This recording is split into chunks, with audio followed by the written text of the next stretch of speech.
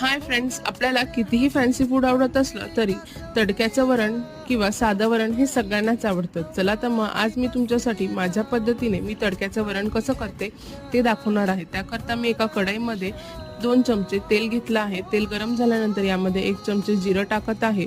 1 लाल मिरची, थोडासा कढीपत्ता आणि लसण बारीक चिरून घेतला आहे तो टाकत आहे. त्यानंतर मी इथे चिमूटभर हिंग टाकली आहे. ते व्यवस्थित मिक्स करून झाल्यानंतर यामध्ये मी एक बारीक चिरलेला टोमॅटो घालत आहे.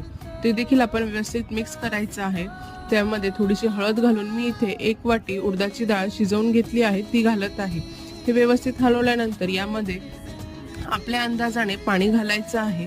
पाणी घालून हे व्यवस्थित मिक्स करून यामध्ये चवीनुसार मीठ घालायचं आहे. थोडीशी कसुरी मेथी टाकून याला छान उकळी येऊ द्यायची आहे. झालं तर मग माझ्या पद्धतीने तडक्याचं वरण तुम्ही हे ट्राय करा आणि मला कमेंटमध्ये नक्की सांगा. आणि चॅनलला सबस्क्राईब करायला विसरू नका. थँक्यू.